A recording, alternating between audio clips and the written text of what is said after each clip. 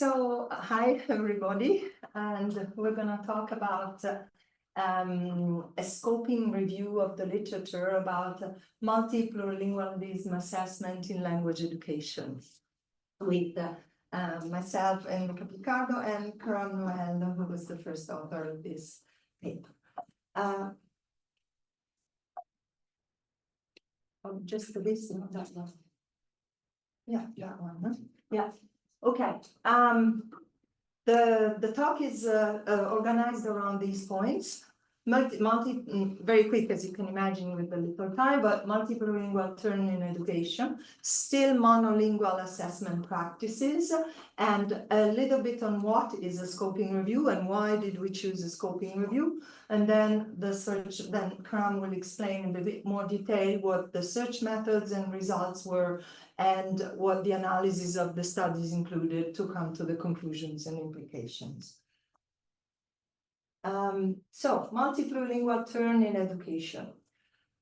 There is the rise that we have in this world of globalization, migration, and different relationship across countries, and paired with the advancement in technology, has really increased, contributed to this rapid increase of linguistic and cultural diverse space. Not that they didn't exist before. Let's say that now they are, first of all, made more visible, and we have kind of to live with much more, everybody, each of us.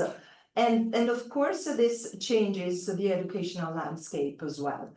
In the past decade, we've seen that there's been a skyrocketing of research in this multi-plurilingual. We keep using both because researchers use both terms, but very often there is overlapping with the meaning. So the multi-plurilingual turn in education has increased, and this has prompted applied linguists to investigate the nature of these multi-plurilingual interactions. Basically, how learners negotiate their language spaces and their differences, and while they are developing proficiency. And this is what we're interested in because we're talking about assessment. So in the classroom, we've seen increasingly the use of multi-plurilingual pedagogies, such as translanguaging and different plurilingual approaches. And we've seen increasingly the plurilanguaging aspect that continues, that increases the fluid use of language.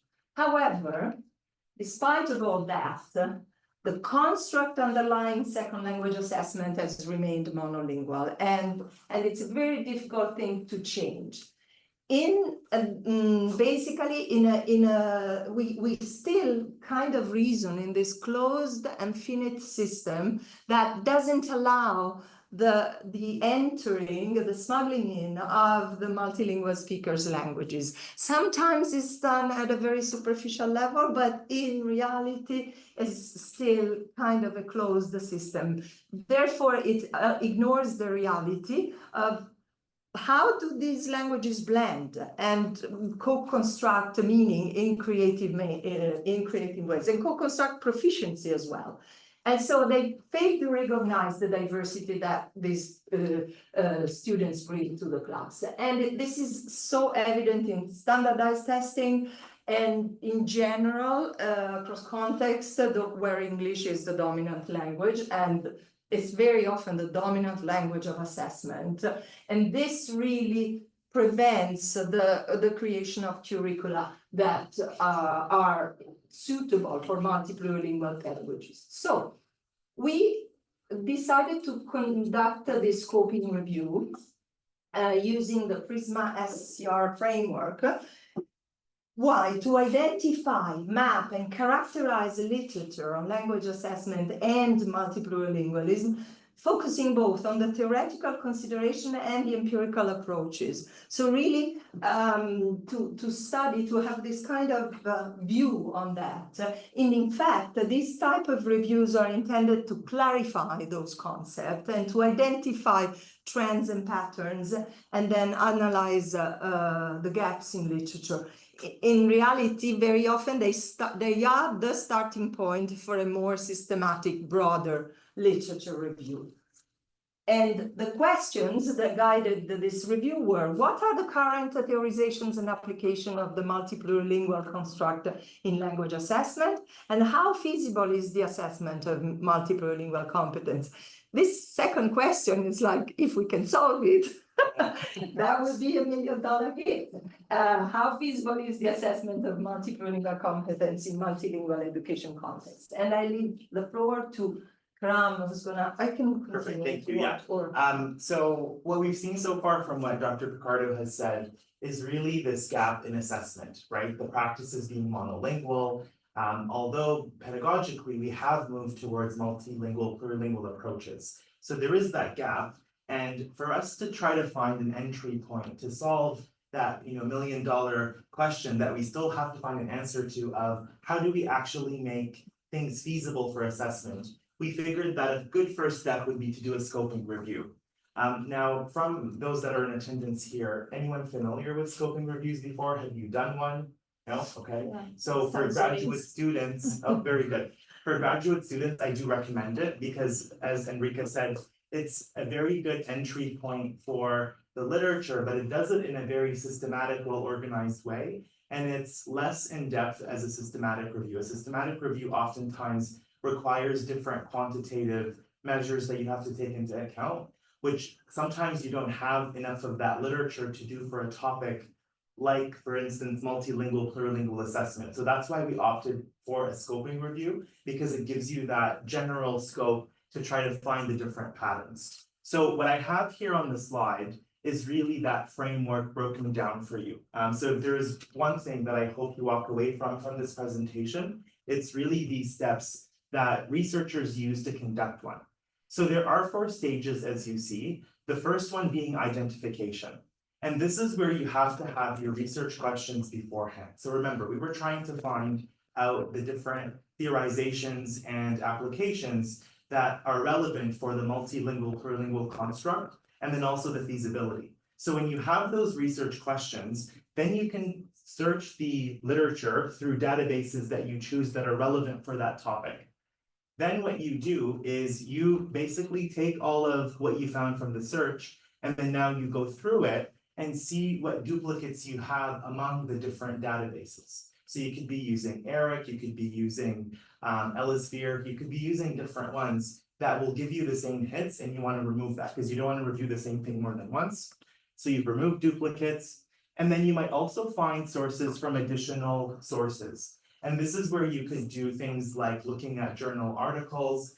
You could look at citations that have been cited in particular articles that you're referencing. So you could do a lot of that for you then to do the screening. And then now that you've established that database of articles, what you go and do is you now screen by title and then abstract. So from the title, you're going to eliminate some. Then you look at the abstract, you're going to eliminate even more.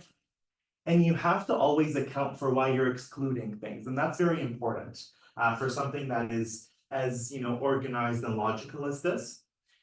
Then you go to the eligibility criteria. And this is now where you actually read all the articles that you have found.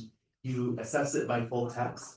And from there, you might eliminate some of them. And then again, you document the reasons, which then leads you to the number of studies that you're going to include. Now, in terms of search methods, as I said, you have to be looking at different sources. Databases was one of the ones that we did, and these are the 3 that we did, ERIC, Scopus, and Web of Science, as well as manual searches in 5 key journals. So journals that pertain to multilingualism, plurilingualism, as well as language assessment. They're all listed on the slide. And then what's really important, and this is the step that I want to highlight because a lot of researchers forget this, and you get this feedback back from the reviewers when they're looking at the scoping review, is them not including citations within what you've retrieved. Because this is actually where you can find even better hits that you may not have found through this.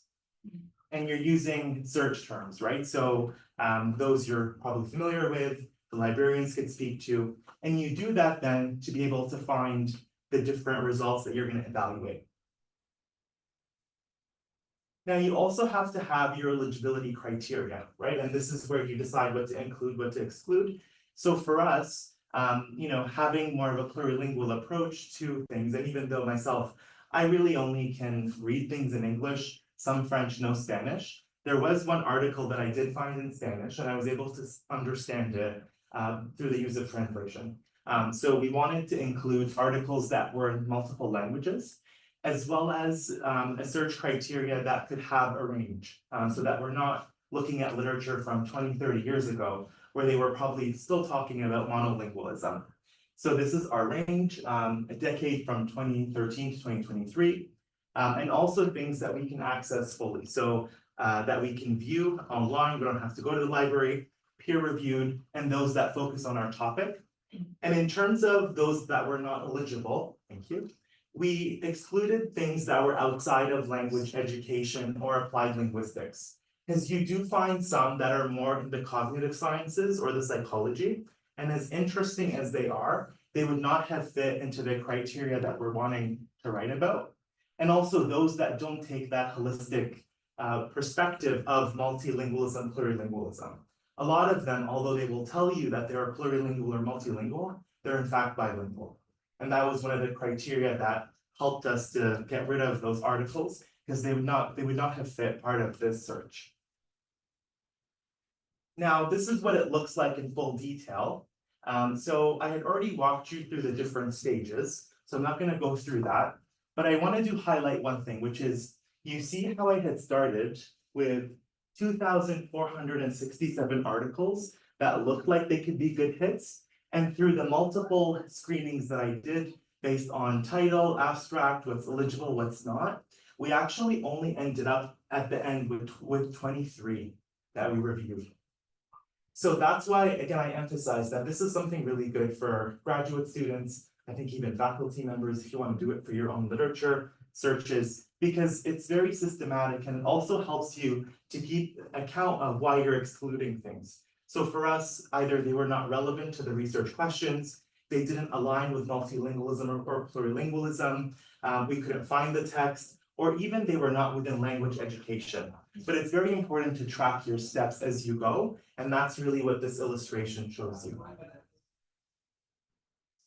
Now, in terms of the analysis, we have a very detailed analysis, and we are in the process of writing this up, so it will be published sometime next year. But I do want to give you a very brief high-level scope of what we found.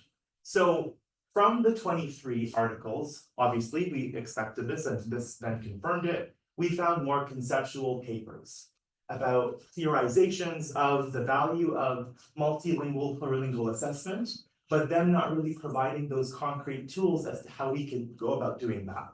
And a lot of those articles, and you see here the examples of the authors that we've read about and those that were included, what they talk about when it comes to those conceptual pieces are two main perspectives. The first one centers around language and minority rights. And this is where you talk about the value of using the additional languages, all the benefits of it. Others touch on equity, things that have to do with EDI. Others, on the other end, emphasize the holistic pedagogies. And these are some of the things that then would reference the CFR, for example, and this notion of profiling. When it comes to the empirical studies, a lot of them point to, again, the gap in feasibility. So it's not as feasible, which is one of the questions that we had. Now, some conclusions from doing this is that for us to really take a full multilingual, plurilingual approach to assessment, we have to look at the individual learners and their linguistic profiles. And again, this is something that the CFR endorses, because assessment of plurilingualism as it really stands is an individual assessment of the learner themselves. And this is where there is that gap in trying to standardize it in a classroom setting, because it's an individual assessment of what you're doing to work on the various language profiles that you have. And in doing all of this, it's very important to take that ecological perspective, according to Daniel, because there are so many different factors and constraints. And again, that adds to the complexity of doing assessment in real practice. So we're going to conclude here, again, high level of the results and implications. but we are writing about all of this as we speak.